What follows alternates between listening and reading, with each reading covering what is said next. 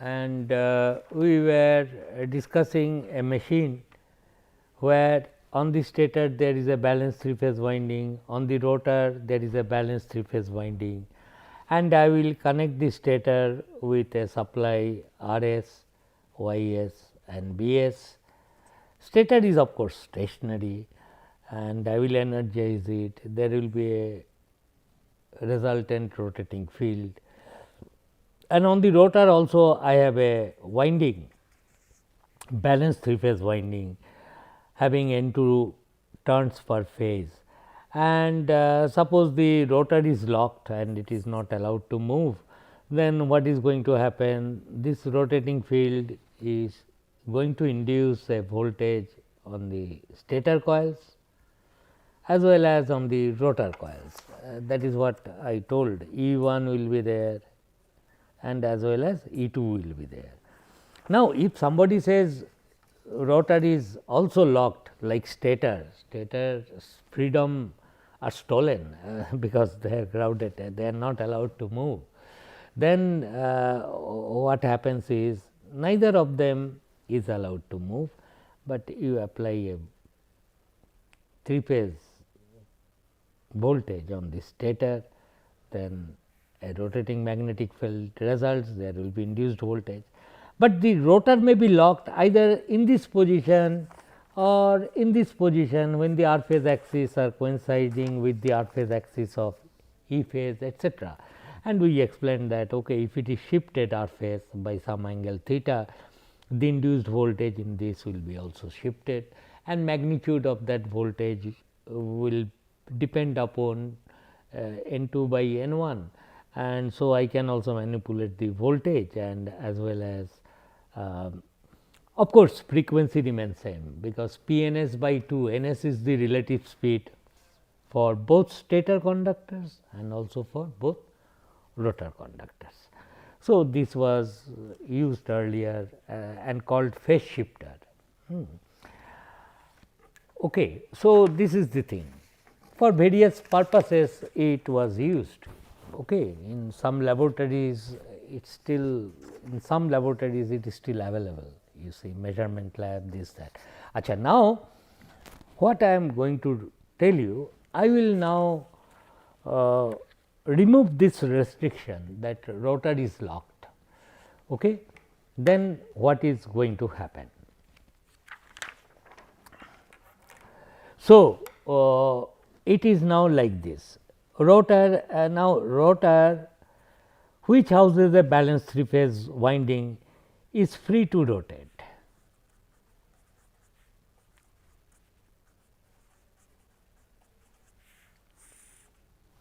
No phase shifter thing I do not want to make.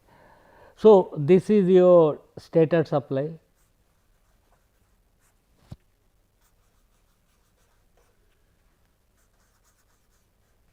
R 1, Y 1 and B 1, and this is your rotor supply, rotor coils, which initially I do not know, they may be anywhere, R 2, Y 2 and say these are 120 degree, please forgive me, this is 120 degree also, R 2, Y 2 and B 2, and these are the rotor terminals. Okay. I was calling it RR, YR and BR. Okay. Now, in this case you see this is very interesting, you energize this with a 3-phase coil. Suppose you have a switch here with the supply,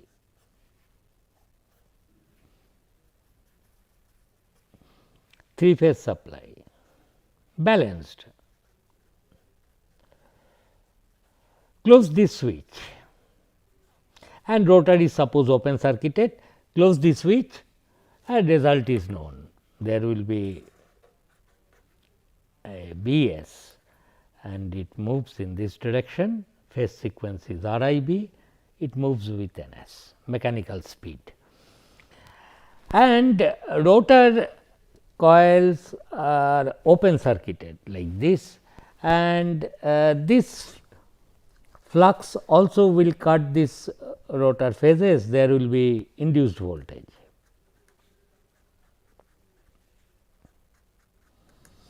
Acha, under this condition and with nothing connected like this, suppose there is a switch and I will keep this switch, this S is open initially.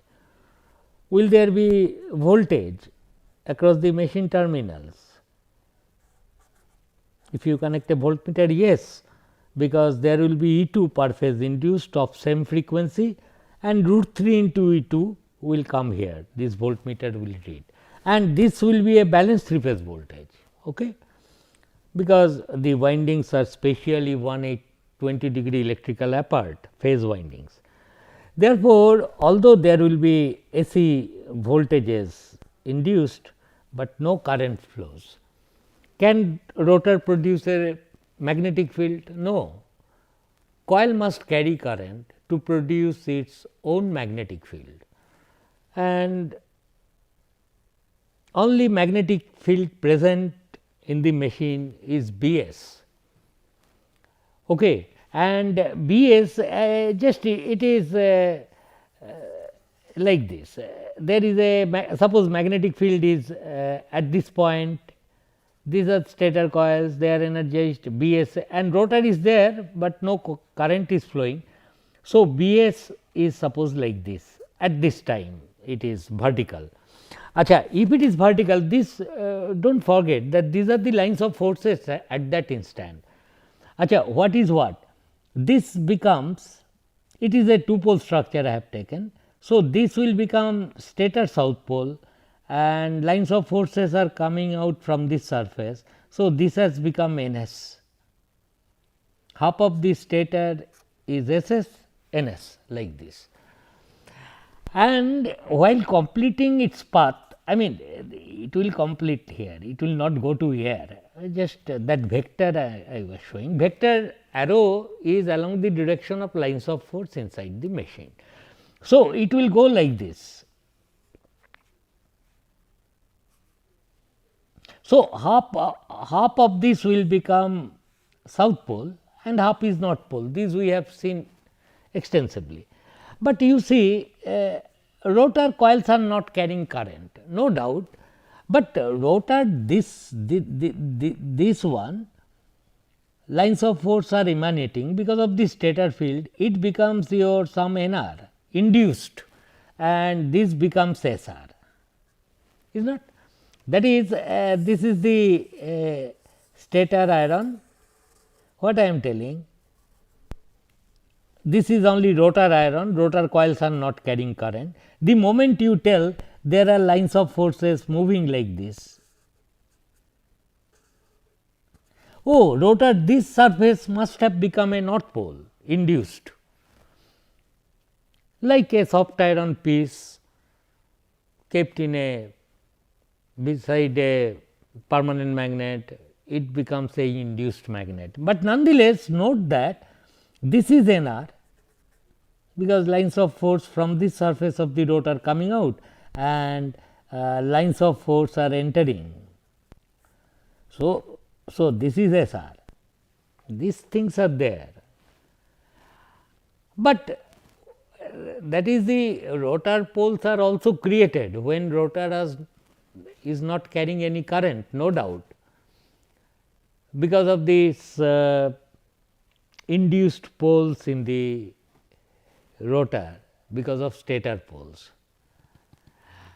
But one interesting thing you see, this Nr and Sr, can Ss and Nr interact and give you torque? No, because their line of action is same. There must be some shifted thing, if this is Ss, this is Ns, your Nr, Sr must be shifted. In one of the lectures I told you that, then only it will experience, rotor will experience a torque. Otherwise, this induced pole is doing nothing, it cannot produce at least torque.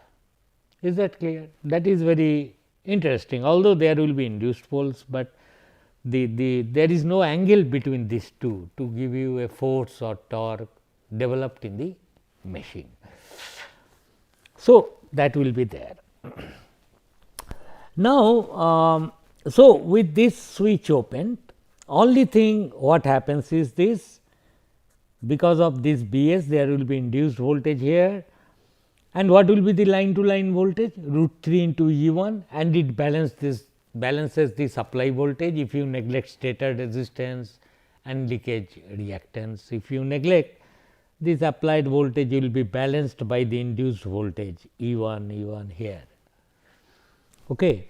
Similarly, in the rotor circuit there will be E 2 induced voltage per phase, root 3 2 will come here, a balanced 3 phase voltage is available across the rotor terminals. Okay. That will be the thing. Mind you, the induced voltage in the rotor is balanced 3 phase. Now, let us imagine I have closed this switch. I have closed this switch. If you close this switch, there was balanced 3 phase voltages. Therefore, we expect, and suppose it is shorted, these windings are balanced, all the impedances whatever it is on the rotor side they are equal, and therefore, it is expected this E 2 will drive some current in the IRR, IYR and IBR,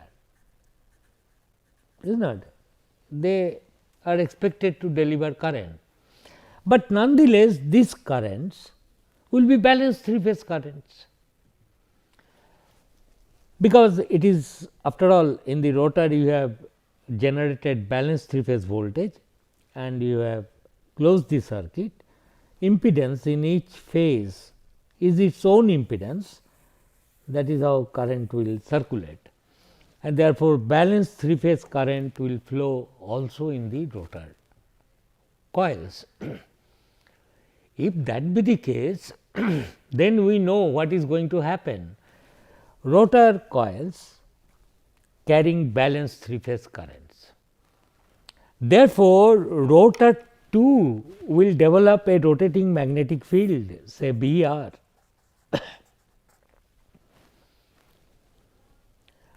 Also in the direction from R r to Y r to B r, from leading to lagging phases. And what is the speed of this rotating magnetic field? Speed will be once again, if F r is the frequency of the rotor, 2 F r by P will be the speed of the rotating field.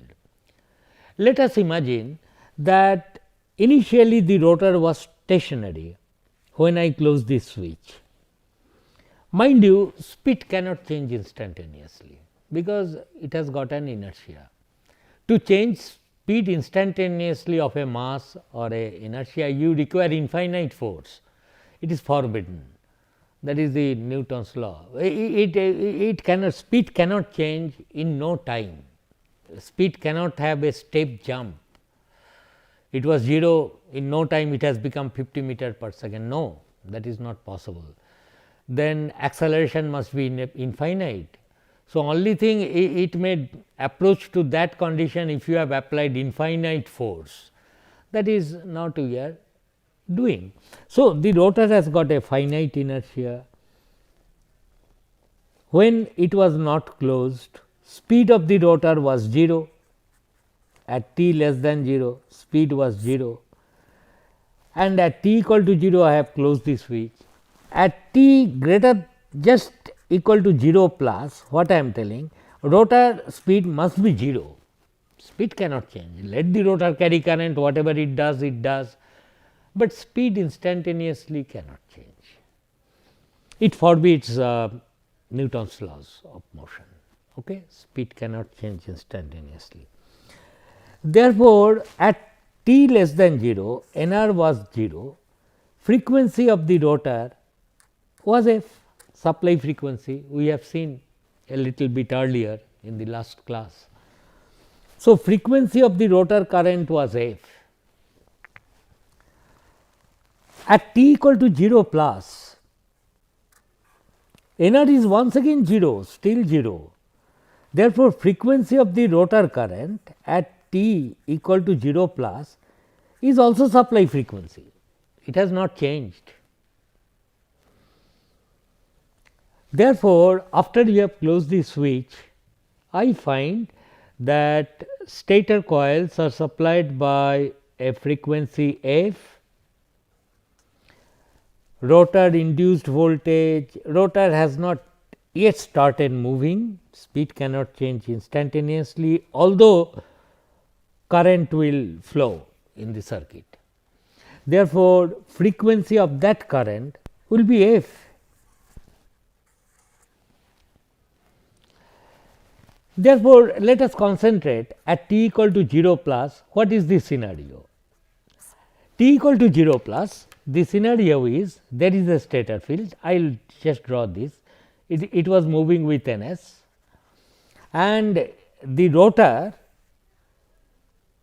frequency of rotor currents is also f and it will produce therefore, a rotating magnetic field, which is suppose I say I do not know where it is positioned, but I am pretty sure about this thing. There will be another rotating field now coming into picture B r say, and this also will move with what speed? Ns was equal to 2 f by p and B r, what is the frequency of this current? F, it will also move 2 f by p. In the same direction. The same direction I will further discuss, but it is not difficult to understand why it should rotate in the same direction. I will right now tell, but what happens is this: at t equal to 0 plus, I note that there is a B s, there is also B r, two fields are there and both of them are rotating with same n s. Therefore, a stationary observer will conclude the angle between them, although they are rotating, but angle will remain fixed in space. And therefore, see, without doing any maths, we are trying to physically understand, okay, can we understand what is going to happen? That is my intention is. So, at t equal to 0 plus, there is a stator field of supply frequency f, electrical speed is f, rotor also the same speed. Mind you, the number of poles of stator and rotor windings must be same, because we know that you cannot have a machine, you have wound the stator for 4 poles and rotor you have wound for 2 poles, it is not going to work, that we have seen earlier. So, some basic conditions to be fulfilled by for the torque production is that the number of stator poles and number of rotor poles must be same. If the stator you have wound for 4 poles, rotor is to be also wound for 4 poles. Therefore, at t equal to 0 plus, we find two fields are there now. Here also, when the rotor was opened, as I told you, there were two poles there, even if rotor was not carrying current, there were induced pole on the rotor, but this B s and this so called induced rotor poles, they will be along the same line, they cannot produce any torque. Perhaps in this case, when you close the switch, there will be a rotating field produced by rotor and frequency of the rotor current at t equal to 0 plus is also f, and it is f, the frequency of the balanced 3-phase current, which decides the speed of this field. And with respect to whom? With respect to the structure. what is the structure now? Rotor, but rotor is not moving at t equal to 0 plus. Therefore, a stationary observer will say both the stator field are there, rotor field are there, they are moving with same speed, and therefore, it is expected it will produce a torque and machine will start moving. Now, just physically to tell in which direction rotor will start moving. The Lenge's law tells us that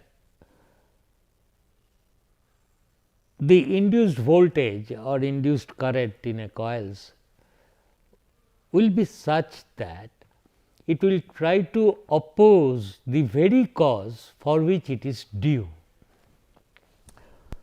What is the reason for current in the rotor conductor's air? It is because of the induced voltage, and induced voltage, as we have seen, depends upon the relative speed ns and nr, which was equal to ns at the instant we are considering. That was the cause of the induced voltage in simple terms, because there is a relative speed, that is why there is an induced voltage in the rotor coils, and because of that induced voltage the current is flowing. Now, the question is, there are two options on the rotor. We have now understood, okay, rotor may rotate because there is stator field separately created Br, rotor fields separately created. But the question is, in which direction it will move? Either it will move in the same direction as that of Bs in the clockwise direction, or in the opposite direction. Which one do you think it will move, so that induced voltage becomes lesser and lesser, because that is the cause. So, cause it should start moving in such a direction such that the relative velocity decreases with time, then only Lenge's law will be satisfied. Of course, in later lecture we will apply left hand rule and decide about the direction of rotation, that is there. But you also start thinking in this way that okay, there is a stator field, there is a rotor field, at t equal to 0 plus they are moving at same speed. So, it satisfies that condition, the angle between these two fields perhaps is going to remain same at least at t equal to 0 plus, and therefore, we expect some torque is developed, and the question is in which direction, clockwise or anti-clockwise. It is decided by in which direction stator field is moving. It is moving in the clockwise direction, and you may be rest assured that rotor will start moving in the clockwise direction as well. That is the important and interesting part. Okay. Now, this is at t equal to 0 plus. So, we have now understood there will be stator field, there will be rotor field, and hopefully, these Bs and Br are not along the same line. We will examine those things, but it is likely they will have some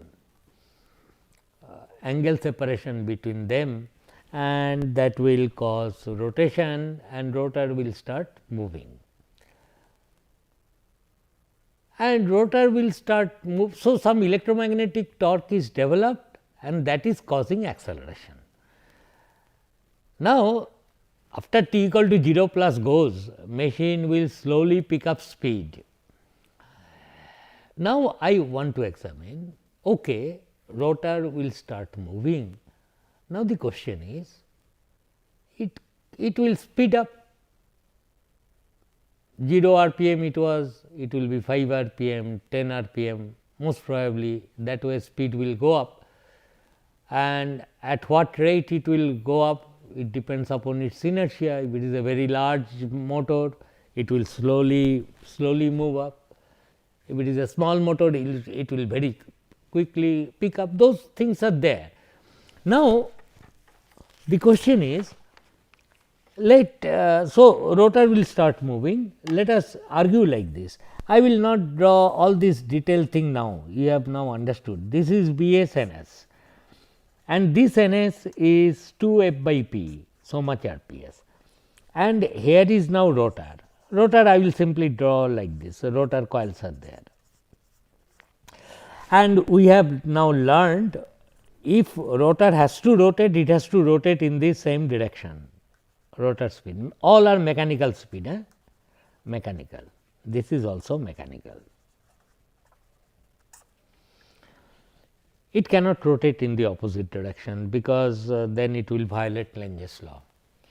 Relative speed must go on decreasing. So the induced voltage in the rotor E 1 we have written several times, nonetheless let me repeat that it is P n s by 2 flux per pole K W 1 N 1. E 2 will be root 2 pi P n s minus n r. Suppose rotor is rotating at some speed in the same direction. So, it must be then this pi k w 2 n 2. This is the rotor speed, not rotor field speed, rotor speed. N r is mechanical speed, you connect a tachometer, whatever reading it shows, it will be like this. So, there is now N s minus N r and N r is going on moving. Now, the question is that T 0 plus business has gone, now sufficient time has elapsed, rotor is rotating, stator supply you have given, B s is there. Now, the question is what is the frequency of the rotor current? Because it is the frequency of the rotor current that will decide what will be the speed of the rotating field. So long N s minus N r not equal to 0, there will be rotor induced voltage, rotor voltage will be there as well as rotor current will be there, because rotor current will be also present, because I have kept the switch closed, done nothing else. Therefore, both these things will be present, and I know if rotor current is present, rotor will produce a rotating magnetic field. What will be the speed of that field? It depends upon the frequency of the rotor current. What is the frequency of the rotor voltage and rotor current? It will be P by 2 N s minus N r. This is the frequency of rotor voltage or current. Anyway, we will continue this in the next lecture. Thank you.